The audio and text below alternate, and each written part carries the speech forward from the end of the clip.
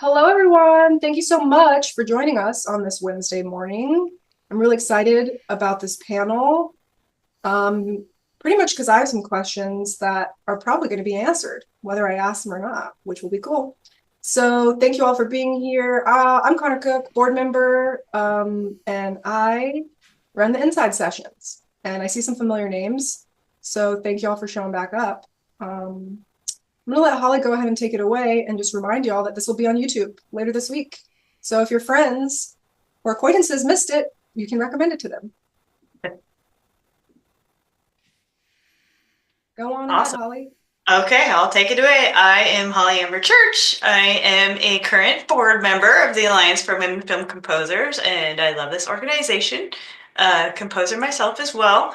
And what I wanted to do was bring this session to you guys because I find it very helpful as a composer knowing about what the sound mix does and the sound crew, and it's just a big part of the puzzle that I think sometimes we as composers don't think about. We're just focused on our music, but while we're writing our music, a whole other section is happening, sound design and stuff. And then it all comes together, in the mix. And I just think it's all a soundscape together.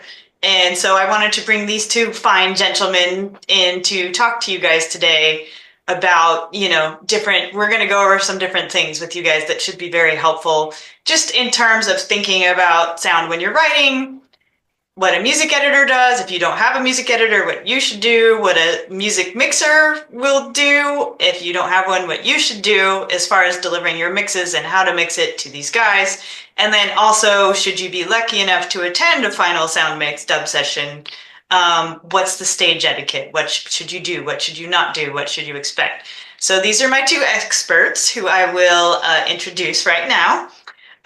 So Carlos Sanchez Hello. has won multiple Emmy Awards and an MPSE Golden Reel Award, and has had other numerous nominations for his work in post-production sounds. He's worked all around town at Signet and Sound Deluxe Studios, Trico Studios, Mercury Sound, Victory Studios, Monkeyland Audio, Sony, the Formosa Group, and at Warner Brothers. So give it up for Carlos. And then Yay. Josh Eckberg, another wonderful re-recording mixer. He's a graduate of USC's Film and Television School. He has built an impressive list of credits as a supervising sound editor and re-recording mixer for lots of features and television. Both these guys do features and television. He has picked up an Emmy, a CAS, and MPSE nominations, and he's also worked at Mercury Sound, Tadeo, Warner Brothers, and the Formosa Group. These guys are wonderful. They're a great team. I will give you some of their most recent, very impressive credits. Chief of War, they mixed, starring Jason Momoa, that's currently on Apple TV. Daryl Dixon, The Walking Dead spinoff, season 3, am I right? Just came out? 3 just Yep, came out. just came out. They've done 1, 2, and 3. 3 is currently out on AMC. Carlos has a big movie coming out this weekend called The Long Walk, a Woo! Stephen King film. The director is the director who's done the Hunger Games movies, correct? Francis Yeah, Lawrence? that's Francis Lawrence does all the Hunger Okay. Games movies. Yeah, Mhm. so these guys do features and television too. And then Josh has a movie coming out in December called Dust Bunny, a feature film from Lionsgate, and that is with Brian Fuller, who's done Pushing Daisies and all kinds of other cool stuff. So without further ado, these guys, I don't know if you want to do a short intro of yourselves before we go into questions, or Yeah, that's yeah. What That else was were we great. gonna say? That was awesome. okay. Yes, these guys are amazing. All right, I'm gonna go with my first kind of question with you guys. I'm kind of gonna go in order of how a composer usually works. Okay. So, as we all know, we start writing in our little caves. So I think it would be good to kind of talk about from these guys' perspective when you are writing, thinking about the sound and how you should write around it. So would you guys care to speak on that? Sure. I guess I could go first. Since I mostly specialize in dialogue and music mixing now, whereas before I did all of it as a single man mixer. Now Josh and I are a team, and I'm the dialogue music guy. Um, I guess the most important thing for us is, we are technical, part of the crew and we do the mixing and all that, but we really consider ourselves storytellers as well. Like we have the opportunity to take all of the pieces that are given to us to help tell the story. And number one, that is our number one goal. We're not there for any kind of ego driven whatever. Let's be successful. It's like, no, we need to serve our client and make sure everything happens. And one thing that always helps the story is when the music really complements what's happening on screen. When the music can also be conscious and aware of what else is happening during the story, whether it be dialogue or, there's a big explosion or sound effects or things are going to happen. There's cars, motorcycles, things like that.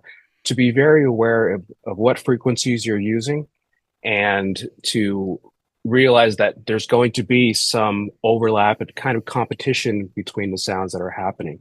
So as you're composing, I've dealt with some shows where the music just comes on and there's people talking and they're in a car and all of a sudden the drums go and it just blows right through the whole scene. And I'm like, oh no, what am I going to do?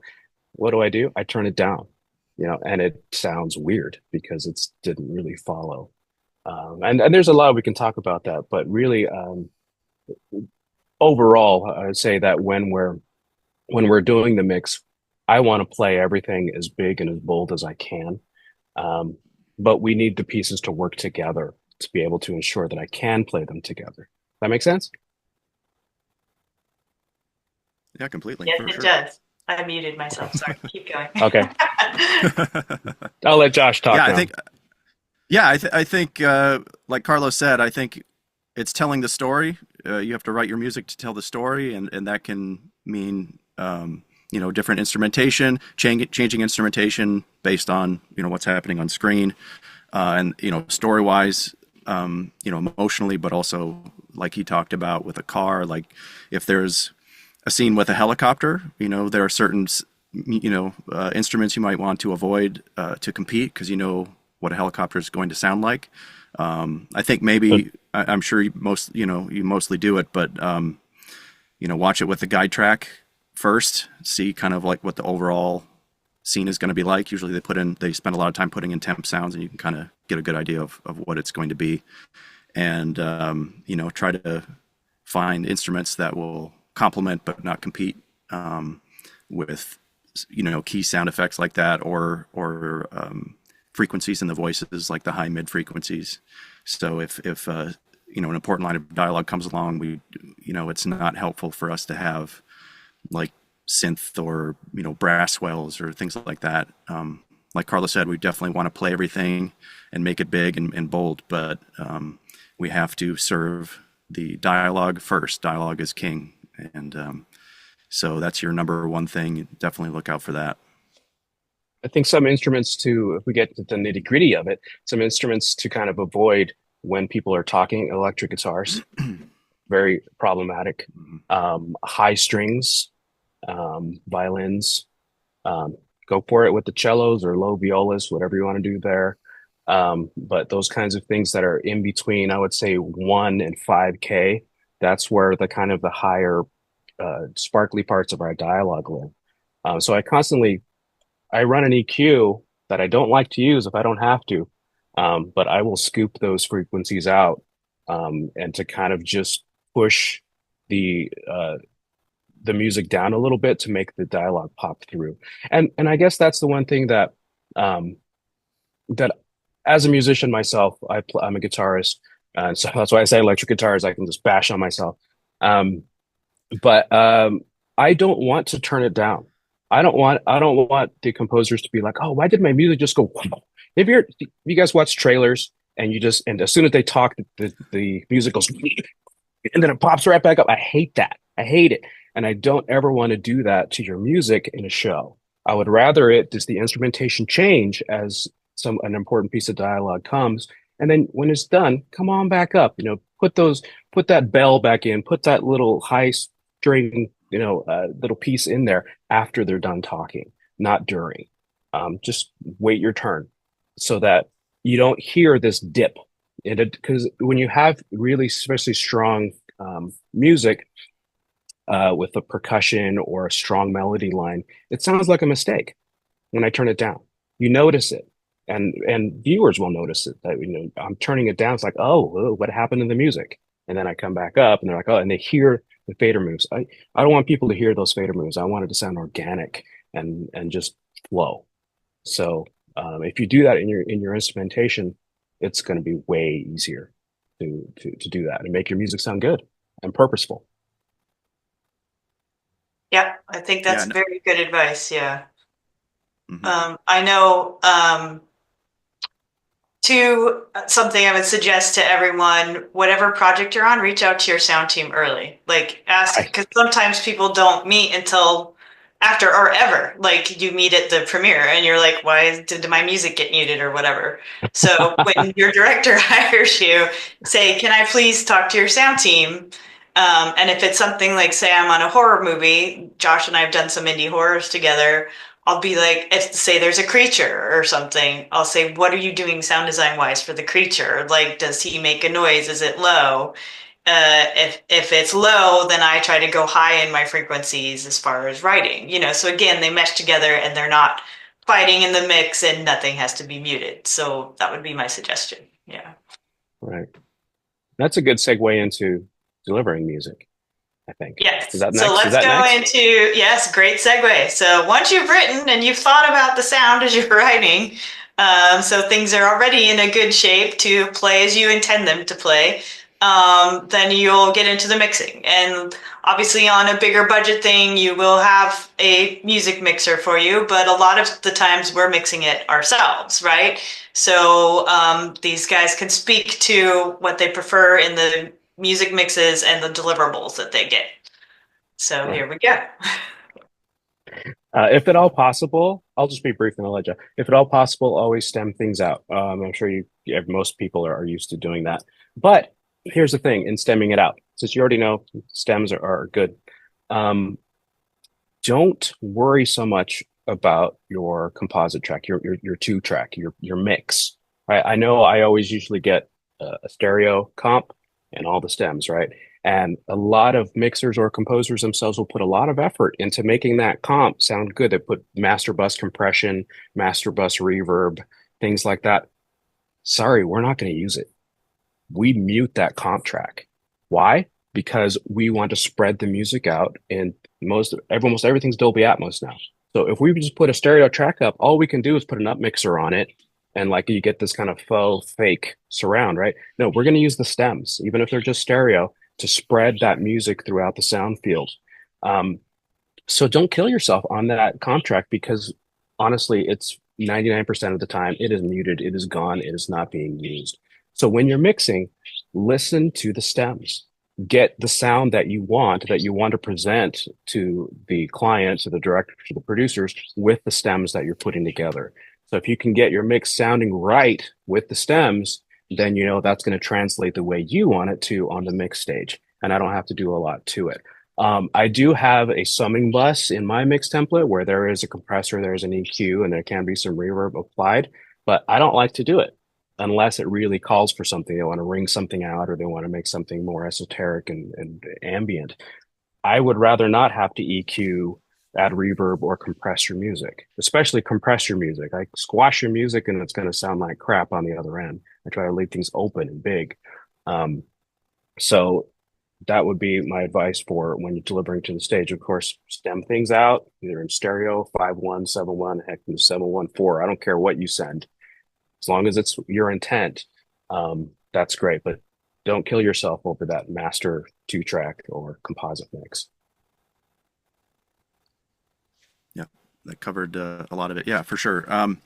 I think number one with delivering to the stage is to do your best to be on time. Usually we have Yeah. three to 5 days to mix an episode. This is strictly, for television, but also for, for features. But these stages are Right. hundreds of dollars per hour. And Carlos and I, obviously, we have a lot to do when we first get going, but it's really hard to mix a scene without the music. And we do it. But then ultimately, if we have to circle back and the music's, if we're on day 3 of a 5-day mix, we've mixed the show already with no music, and then all of a sudden then the music comes in, and then we spend time remixing. So it's really, we want to serve our clients the best we can, and that's about efficiency, and we're trying to maximize our creativity versus redoing work, that if we've already mixed a scene, then we have to kind of come through and remix it, because we definitely make adjustments when the music comes in. It makes a huge difference, especially on my side, because if there's no music, then I'm building up this entire palette of sounds and mixing it quite differently. And then, the music comes in, depending on what kind of music it is, I have to mute elements, or if it's a big scene, then I have to push some elements and sweep some elements completely out, and just a lot of adjustments. So it's great if we don't have to remix scenes. So deliver on time. Yeah, totally. Let's see. If we have like a 60-minute show, and you only have 10 minutes of the music done on day 1, send those 10 minutes, because we only get through about 15-20 minutes a day anyway. Yep. Definitely. Sorry, didn't mean to cut you off, Joshua. No, that's great. I think also, just help us out by not, painting us into a corner sometimes. You with certain effects, like if you add reverb, that's great. But if it's too wet, we can't fix that. So, right. So in moderation, and delivering a balanced mix is super important. Ideally, we don't want to remix. We do, we touch everything, we pan it around, we do things with it. But if it's all, like Carlos said, if that intent is there and it's a nice balance mixed from the get-go, I mean, that saves us a ton of time and is super helpful for us. And then we can get on with the creative aspects of the storytelling, which is great. I guess one other thing we talked about too, we wanted to mention to you guys was, mixing in a format that you're comfortable with. Like Carlos said, you can deliver whatever format you want, but if you're like, oh, I want to mix 5/1, but you don't really have a good listening environment for 5/1, do not take that challenge on and deliver 5/1 stems to the stage that aren't actually mixed properly. So we'd much prefer stereo that's good versus 5/1 that's not ideal. So right. And then you guys will spread it around. You'll take the stems, right? And you can spread it around 5/1, and it's easier for you guys that way. Yeah. Because I mean, percussion for me always stays at the front, gives it power. Strings I can pull back, solo instruments I can put in the ceiling, voices and stuff as well, kind of back and beyond. Just to spread things out. Anything that is percussive and hitful usually stays in the front. Things that are more ambient, I can start pulling back and start surrounding the viewers with. And then one thing that I learned from these guys that I did not know is that dialogue is typically always in the center channel. So if you are mixing 5/1 or 7/1 yourself, do not put your music in that center channel. But you can't. Right? You can sometimes. You can. Okay. Feature films. It's just they use the decatrees a lot in the recordings. Those big 5/1 kind of tree mics. There is some center material, and on a big screen, I would say for TV, you're right. Pretty much leave the center channel out. Maybe bleed a tiny bit in. For features, the screen is so big and so wide. Sometimes it sounds almost out of place if everything's really left and right, and so some bleed into the center is okay for feature work. But for TV, I would kind of stick that way. Okay. Yep. That's good advice. Do you guys want any more info on the mix? Oh, we have a question, it looks like. Oh, okay. Yeah, hi. This is like my dream Zoom, so thank you so much. Because I have been asking this question over and over again, and I can't figure out like what you were saying about the like effects on the master bus. Like, so, I frequently have elements that I would stem out into different stems sharing the same reverb, so they share this like space, or like a delay, for example, right. To get them on the same channel and get them sounding cohesive. When I'm stemming out for buses and I want to send an effects bus, that separate effects bus, do I send all my stems to that effects bus, or do I send each one through the bus with the other ones muted? Does this make sense? Like, because I'm trying It to does. give a sense of cohesion, so I'm not sure if I want Right. all the elements on the effects bus or just the ones that you're getting the stems for. That's my Right. question. Right. I would, if you really want that element in your mix, I would send them all to your reverb and print that reverb as an extra stem. So With that would all the add stems with on it. So if it's like drums and right. bass together. Okay. Yes, because if you do them individually, they would become additive, and you're probably going to get more reverb than you originally intended. Exactly. Right. So I would, if that's something that you really want to add into it, but also listen to it, print it, listen to it. Is the addition of that reverb stem helping get that cohesiveness that you want? And if it is, great. Stick it in, call it reverb. Oh, it'll play. Great. Thank you. You're welcome. Sure. Great question. That was an awesome Mhm. question. Okay, if we have any other questions, or we can move on to the next, or do you guys have anything else to say about the mixing part of the music? I could go on for days. Okay. You don't Well, want to hear all that. Well, yeah, we'll see if we come back to that then. So now, okay, now the next step, music's mixed, so now we have to deliver it. So here's a case where, again, on a bigger budget project, you're going to have a music editor. So, and on a lower budget project, again, you're your own music editor. So let's say you are your own music editor. What kind of deliverables do you send to these guys? And if you do have a music editor, how do you communicate to the music editor what these guys would like to get on the stage as far as deliverables? So take it away, boys. Want me to take this one, Josh? You want to do it? I can start, I guess. Go. I think, I mean, Carlos and I are maybe not, I mean, we're just two mixers. So definitely communicate with your mixers. I think it's my first point of advice before we say all these things that we like. Some of them are going to cross over. Most of them will cross over, but definitely communicate with your mixers if you can. And because, everybody's a little bit different. So, but yeah, I mean, as far as, they seem basic, but things. This is again for mostly TV, but making sure the music editor has a format sheet from the picture editor, so they know where the show, where the show starts. Oh You'd my be God! surprised how often we have audio before the show starts. How often we have music just blowing through act breaks, as if there are no commercials in television. So these are all things that the music editor needs to do, and you want to be sure that they are doing it, and you want to be sure that you're writing with that in mind. You want your music to kind of resolve at an act break, most likely, and not get chopped off, or you want it, because we have to be able to kind of make it like an elegant exit point for the music for an act break. So so think about the formatting for television for sure. It can get expensive too, because so many times have we gotten QC notes back and we're back on the mix stage because there's one frame or two frames of music overlap into the black, and that just became a $2,000 fix. Where it should have just been done. Yeah, and we don't always have time, especially with we'll talk about this later, but music getting redelivered. We don't always have time to go through and check every act break, the hour start, all those things. So that's something we're counting on you guys or the music editors to take care of.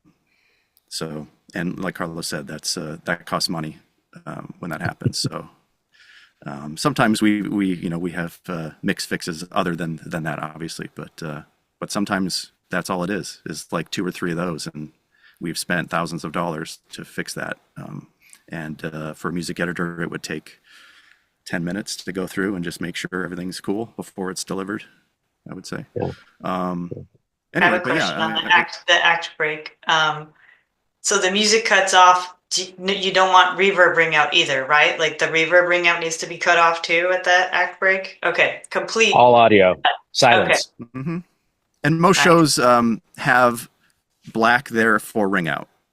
So there is, the picture stops, but then there's, the show owns 2 or 3 seconds of black for things to resolve and 4 reverb tail to kind of cut out, or sound effects to fade out, and that kind of stuff.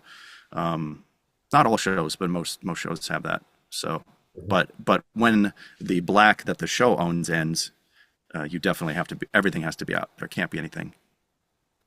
Yeah. And we're talking like sample accurate, like computers check it and they flag it if, we're talking samples of overlap. Yeah. It gets flagged. It's not a person that hears it and like, oh wait, I think that went over the act break. Like these are computers checking this, and so they'll flag anything. Yeah, they're like minus 70 dB of music at 1 frame over. And we're like, you can't hear that. It doesn't matter. No, they care. Like, because it actually triggers on streaming. It triggers commercials. It's all like this computerized way of how the content is put together. And if it's over by just even a frame, it messes things up. So they have to have it dead accurate. Mm-hmm. It's a pain in the butt for us, but if it's edited properly, we don't have to worry about it. We're just like, okay, cool. It's gone. It's out. That is it. That is good to know. So that's just a simple thing that a music editor or you can do for sure. Like, I guess, should we talk about like track organization that you like, Carlos, as far as like, yeah, go ahead. Yeah. One thing that for sure is super helpful is, like I was talking about, how I spread out the music. So of course, I use Pro Tools Panners for that. So it's extremely important for those elements to be on the same tracks for every cue. So sometimes, of course, your instrumentation is different, cue for cue, right?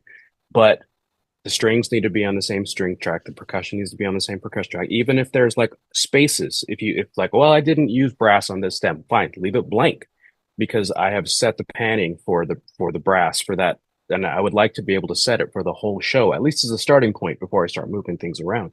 So it's very important that even if you go a little bit wider, say you only have 8 stems, but there are different instrumentations that are very different. So there's a glockenspiel in one, and then there's like a tuba in the other. But go 16 tracks wide, split them out, make space so that different type of instruments are on this, on the same tracks for the whole show. Does that make sense? Did I explain that? I don't know if that makes. But it makes things so much easier for me, because I can have a starting point for how I'm going to spread the music out for the whole thing, instead of having to repan every cue. I do not have time to do that, especially on television. I can't repan every cue to fit where things get messed up. And like I said, I like to keep percussion up in the front. So all of a sudden, on the next cue, the percussion's on a different track and they start coming out of the rears. Everything sounds weird. So they have to remain on the same tracks. And for the most part, most music editors I worked with do that. But on the last few shows I've worked on, I've had to specifically ask, please go wider and put everything on the same kind of tracks. And you can put similar instruments. So you could put like, a violin or another little string section. You can put those on the same kind of track, so they're very, very similar in how they sound. But if there's something that's completely different, please split it out and have it on the same kind of tracks throughout the whole session. Mm-hmm.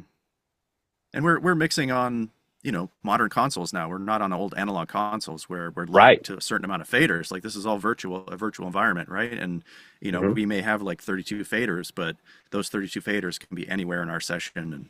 And I mean, as far as like I'm concerned, and probably Carlos, like we're not afraid of a lot of tracks. It's okay. So if you need to split it out, when in doubt, split it out, and we can go wider. It's not a problem. So absolutely, yeah. If you need to go, don't yeah, yep. It's not a problem. The computers are fast nowadays. We don't run out of horsepower anymore, especially when it's like a TV show and Carlos has dialogue music, I have sound effects. That's not a problem. Maybe if we had a whole feature with thousands of tracks in like one session, then it's a problem. And you maybe have to like start thinking about the number of tracks. But I mean, definitely in TV land, it's not a problem. Yeah. And like, say for Daryl Dixon, we're pretty wide on that on both sides. I probably have 48 tracks of music. I have 32 tracks of dialogue, another 24 tracks of group. 30 tracks of walkers just on my side, plus all the reverbs and delays and bussing and all that stuff. So I've got like 400 tracks on my side, and then Josh probably got up towards 1,000 on his side. But it's super manageable. So yeah, you don't have to consolidate into like these little things. Like, go nuts. That's good Let's to. talk about the. Oh, go ahead, Hall.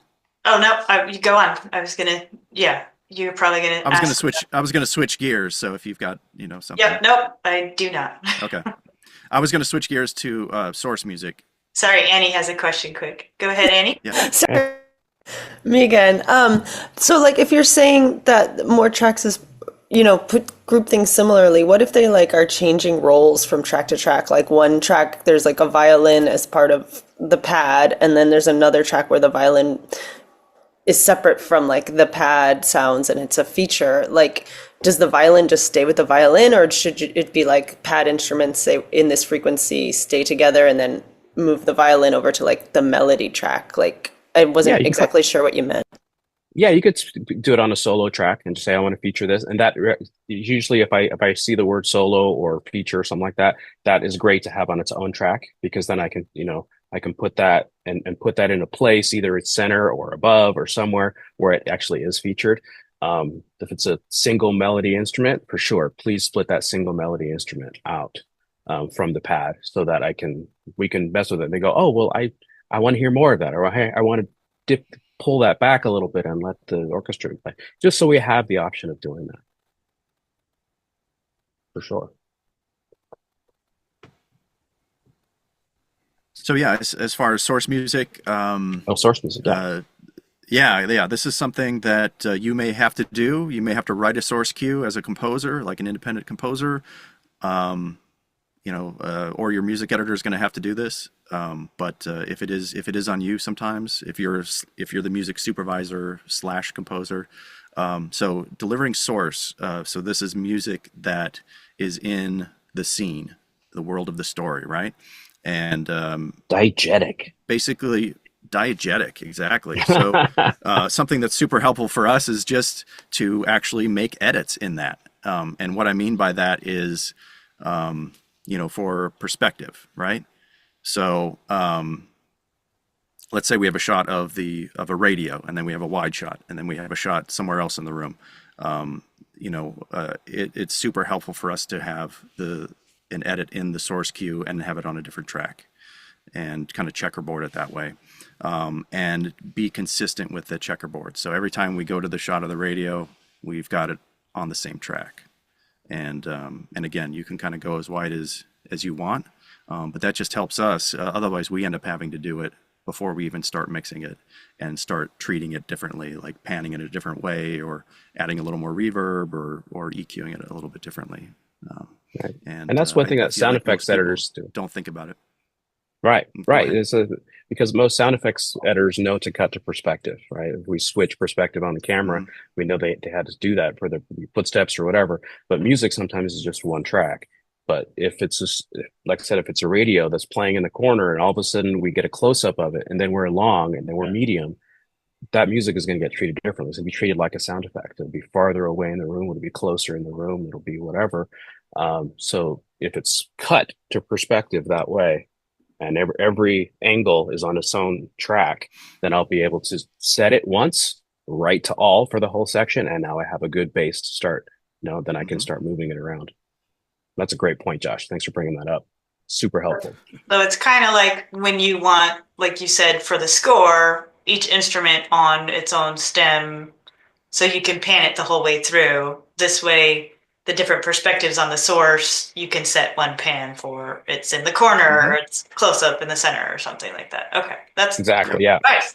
And yeah, and if you imagine it from our perspective too, like we're serving the client, the director, the showrunner, whoever, and let's say there's a certain perspective of the music. Like let's say we're outside a club, and we've treated it a certain way, and they're like, hey, let's change that. Let's change that treatment. We can easily do that just by treating that one track, changing the setting of that one track, and it's done.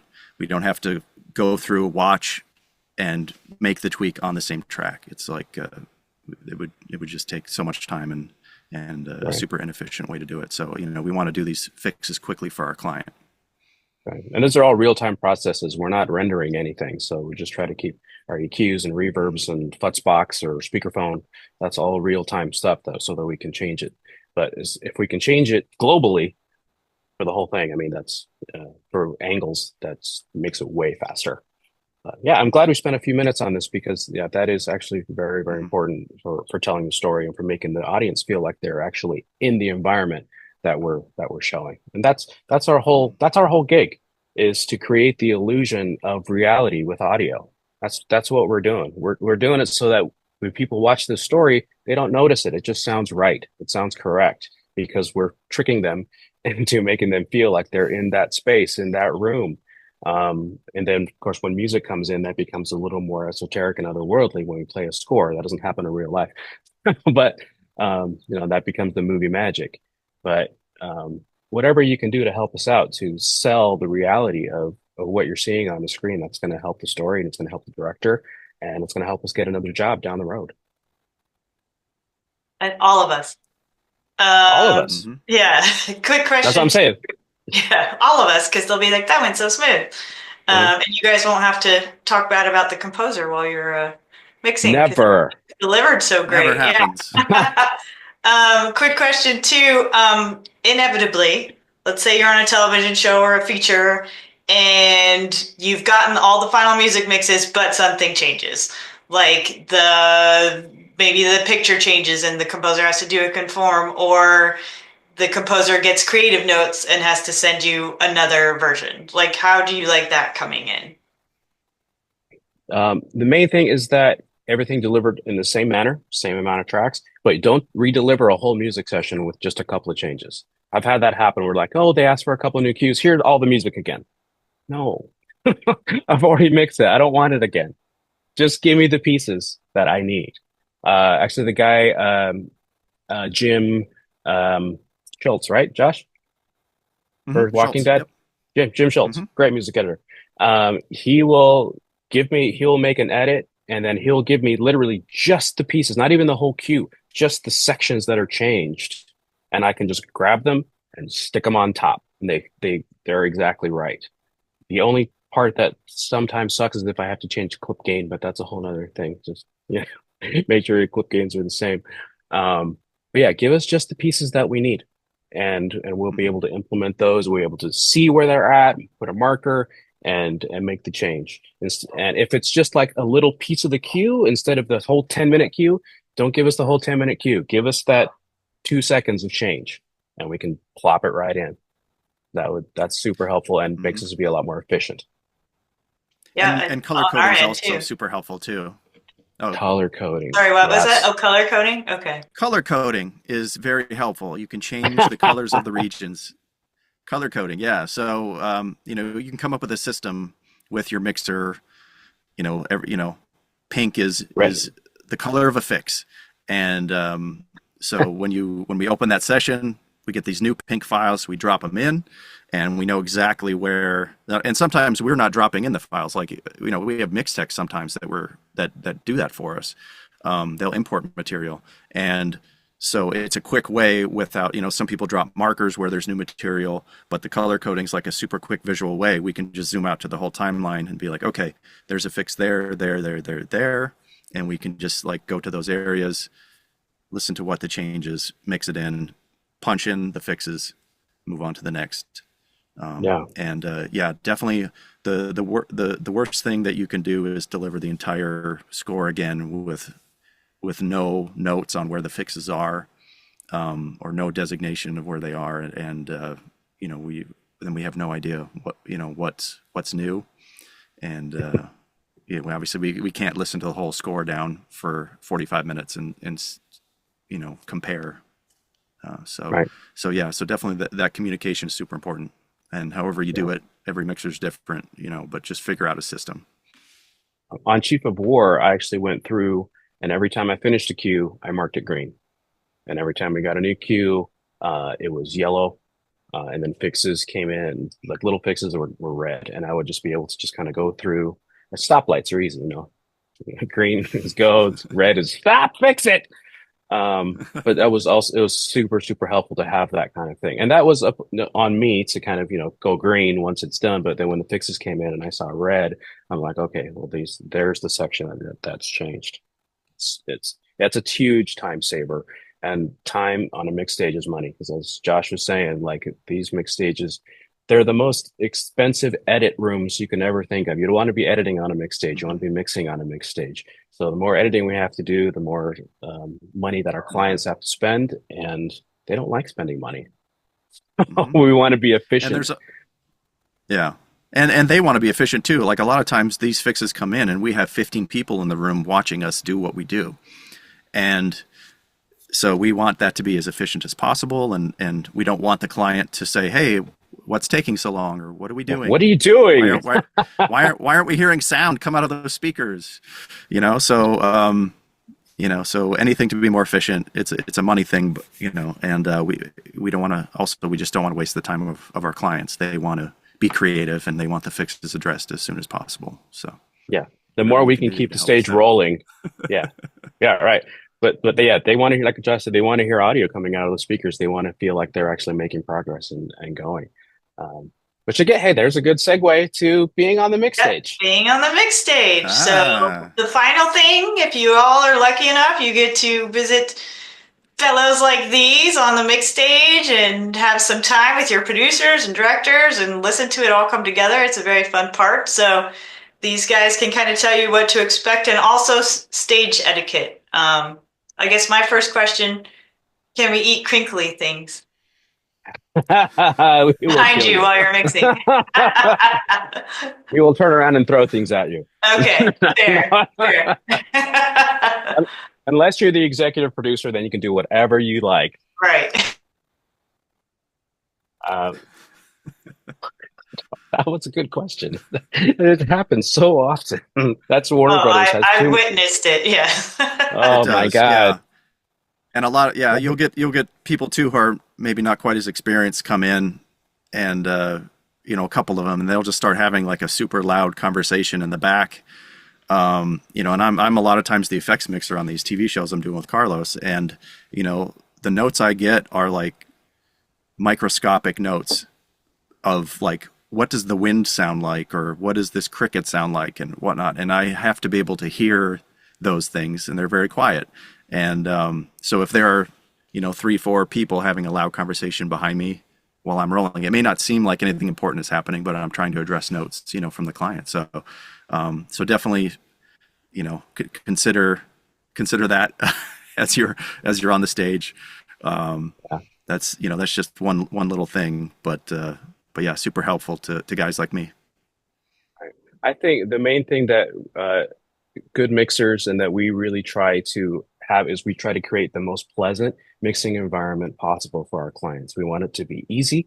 We want it to be fast, efficient, and we want them to just have a good time, because we're locked in a room in a dark, windowless room for 8 to 10 hours a day, and we're there. So that has to be a good, pleasant experience.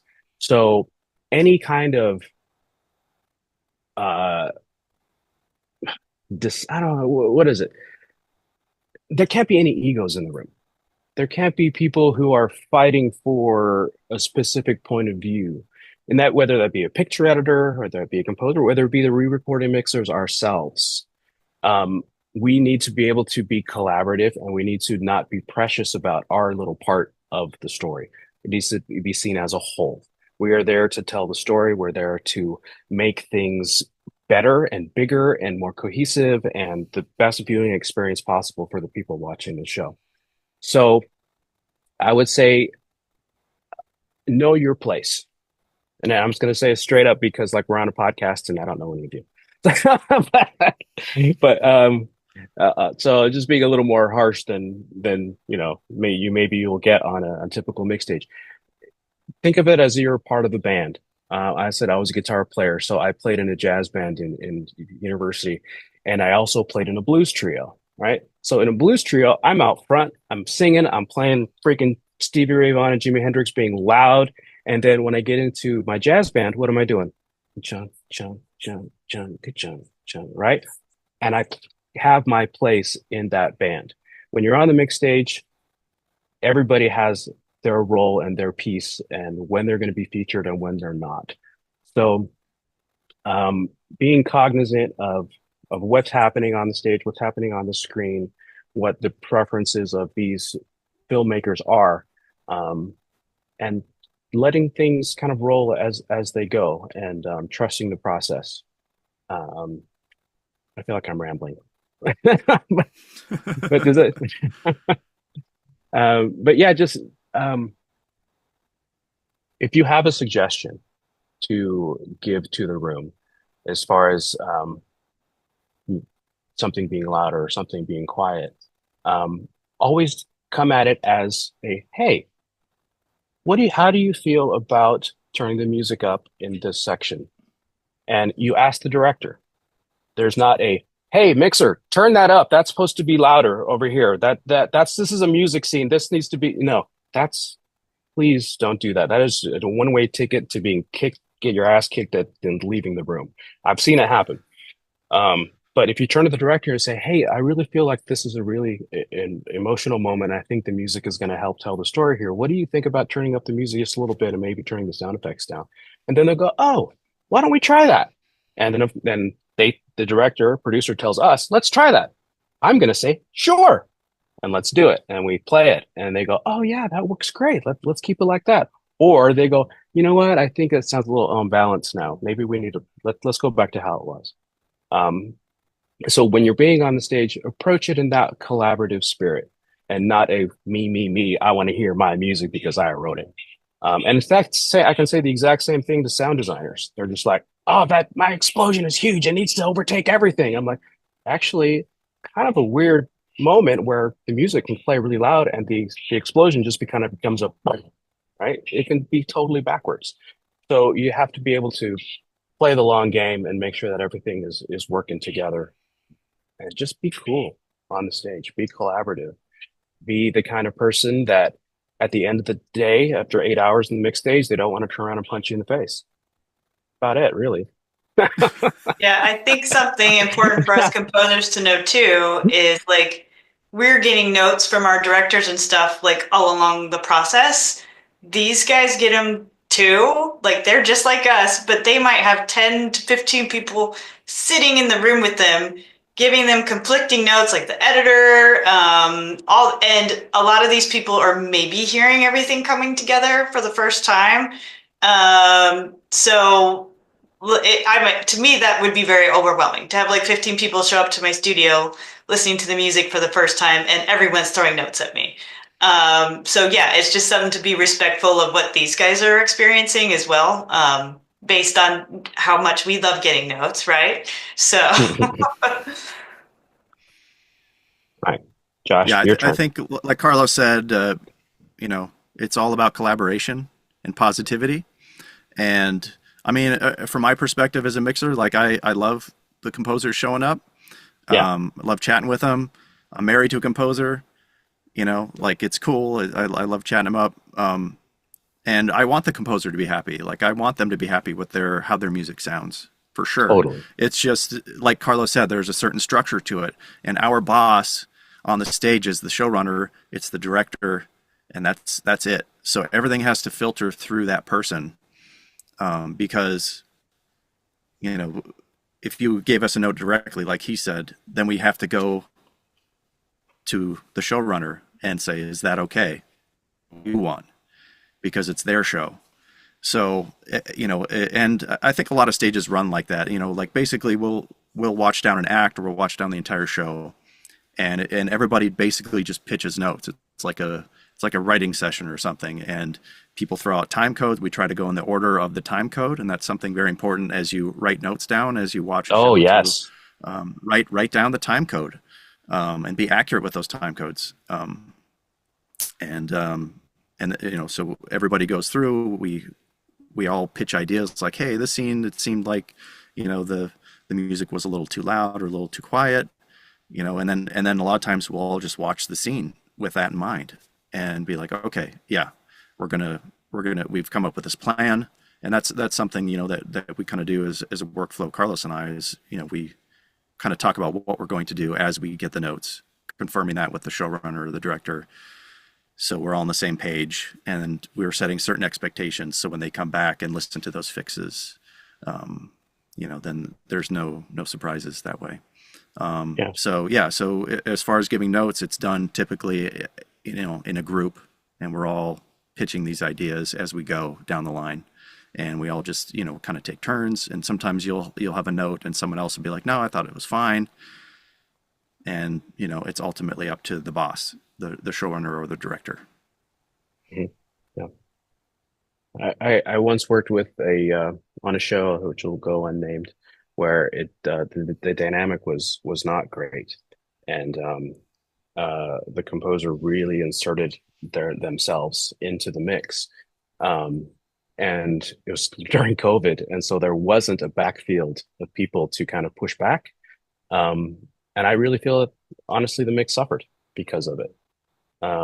And I didn't want to push back. I did a little bit, but it was just the showrunner and the composer, and they kind of took over. Um, and I felt bad for kind of some of the sound design guys, so it just didn't quite work out. But at the same time, on other shows we've tried, when the composer shows up and they give really good, like, hey, there's a piece of music that is a little bit buried here. It's actually really cool.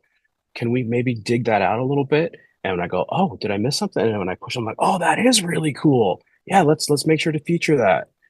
So those are things that you can absolutely point out, like, oh, the director asked for this little motif to happen right here, and I'm not really hearing it. Oh, maybe that's information that's kind of new to us since we have so many tracks. And you say, okay, well, that's great. Let's push that up. And they're like, oh, there it is. That works so much better. So you guys being informed as to what you've written and how it serves the story can be a great way to get your notes and your intention across as well. And keep your notes positive as Always. well. Like, try to avoid saying things like, "What's that weird noise?" Because there may be a person in the room who worked really hard to make that weird noise pretty cool, or like there's a sound editor who cut that noise and thought it was awesome. Um, so, and you may be right. You may be 100% right, and often you are, and often those things, when there is a competition between a weird noise and the sound effects and the music, the sound effects are going to go away. But yeah, just consider, like, remain positive and collaborative, and how you phrase things is important sometimes. Right. To Yeah, the certain feeling people. in the Carlos room. and I, yeah, Our stomachs drop, we're right? used. We're just like, no. Yeah, yeah. Like I have pretty thick skin. You can say anything to me, like I don't react, and I'm a very collaborative person. So, but some people may not react as well. So, be careful of that when Right. you're on the Yeah, stage. yeah, there are some people who have no filter, and you go, oh, yeah, we've heard that. And that's been going through my mind for the last couple minutes. So that when we hear people go, what is that? We're like, oh, that is a chainsaw that is off screen, and it's playing over there, I just see like the sound effects editor's face start turning red. I'm like, no, here we go. So let's try to avoid those situations and just be like, try to phrase things in a way that you would want to receive a note. Just to Mm. do unto others as you would do have others do unto you, right? So when you're giving a note, be kind, be cool. The golden rule. Right, the golden rule. It's all you got to do. It's just be a good human and have Yes. a good time.